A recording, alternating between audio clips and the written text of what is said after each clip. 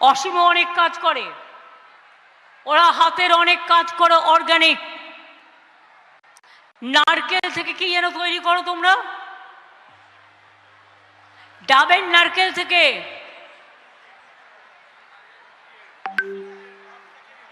গ্রাস থেকে তৈরি করো, গ্রাস গ্রাস রস থেকে চিনি তৈরি করো। সেই রসটা কার রস?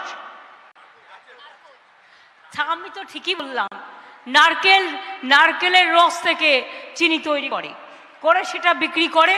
এটা আবার একটু কম চিনি, অনেকে বাজারে কিনতে পাওয়া যায় না, সুগার ফ্রি, ওগুলো কিন্তু কেমিক্যালে আরও শরীর খারাপ হয়। কিন্তু এরা যেটা করে, নারকেল রস থেকে বের করে, যেটা হচ্ছে গ্রাম্য এবং এটা হচ্ছে প্রাকৃতিক জিনিস, এটা খেলে শরীর খারাপ করে না। ও আমাকেও পাঠিয়েছিল, সেই জন্য আমি বুঝতে পারছি বলেই বলছি। বরাবর হুগলি জেলা আপনাদের খুব বিখ্যাত জেলা। আজকে বিশ্বকবি রবীন্দ্রনাথ ঠাকুরের সাথে সাথে আমি সম্মান জানাই জয়রামবাটি, কামারপুকুর, মা সারদা, রামকৃষ্ণ পরমহংসদেব, ব্যান্ডেল চার্চ, ফুরফুরা শরীফ, এসব জায়গায় অনেক মানুষের অনেক পদধ্বনি ধুলিত। সিঙ্গুরও আছে এই জেলার মধ্যে।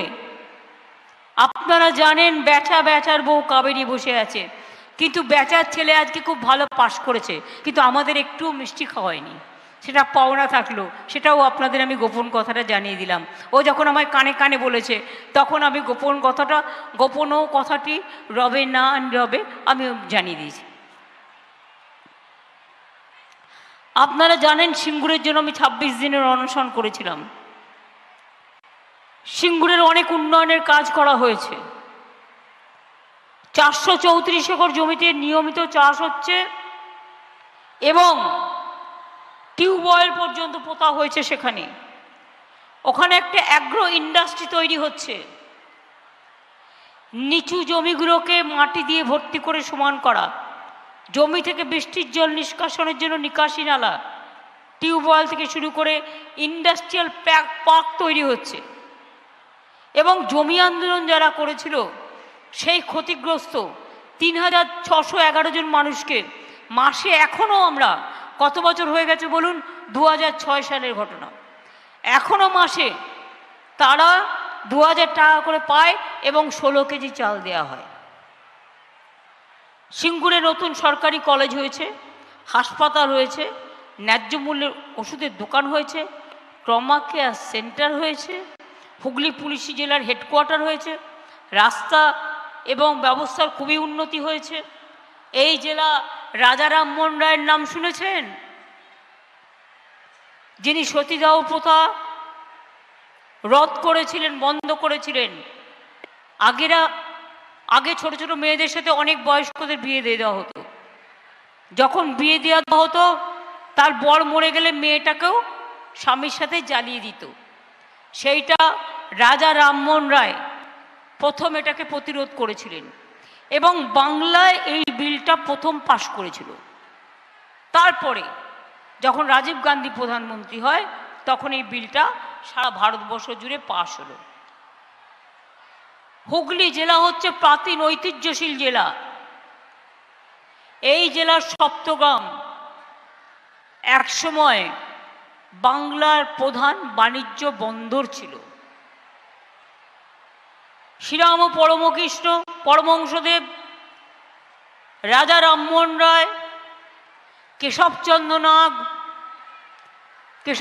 নাগ অবশ্য আমি ছোটবেলায় দেখেছি, আমাদের পাড়ায় থাকতেন। এখান থেকে চলে গিয়ে মৃত্যুর কিছুদিন আগে পর্যন্ত উনি এবং প্রেমেন্দ্রনাথ মিত্র, ওনারা আমরা যে রাস্তাটা থাকি সেই রাস্তাটাতেই থাকতেন। মনে রাখবেন, তারকেশ্বর, তার দুধ পুকুর বাড়িয়ে দেওয়া, সব কিছু করে দিয়েছি আমরা। কামারপুকুর, ফুরফুরা শরীফ, ব্যান্ডেল চার্চ, কত লোক দেখতে আসে। জল স্বপ্ন প্রকল্পে ইতিমধ্যেই 4,86,000 বাড়িতে পানীয় জল পৌঁছে দেওয়া হয়েছে। এছাড়াও প্রায় 780 কোটি টাকা ব্যয়ে বলাগড় এবং পান্ডুয়া ব্লকে হুগলি নদীর জল পরিশোধন করে আর্সেনিক মুক্ত জল করা হচ্ছে।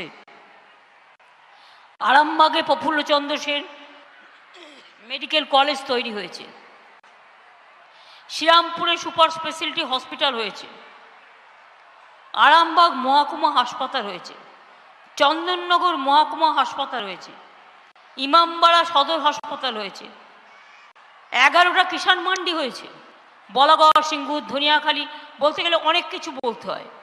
যেহেতু সময় কম, আমি আপনাদের বোর না করে বলবো, তারকেশ্বরে আরেকটা গ্রিন ইউনিভার্সিটি তৈরি করে দিচ্ছি, যেটা আপনাদের মেয়েদের পক্ষে, ছেলেদের পক্ষে পরীক্ষায় পাশ করে বাড়ির সামনে ইউনিভার্সিটিতে গিয়ে পড়াশোনা করার একটা সুযোগ থাকবে। আপনারা জানেন 2011 সাল থেকে 7,611 কিলোমিটার রাস্তা এখানে তৈরি করা হয়েছে। অনেক বড় বড় রাস্তা, ব্রিজ হয়েছে। 611 কোটি টাকা ব্যয়ে চাপাডাঙ্গা পরশুরা আরামবাগ রাস্তাকে 2 লেন থেকে 4 লেনে উন্নতি করা হয়েছে।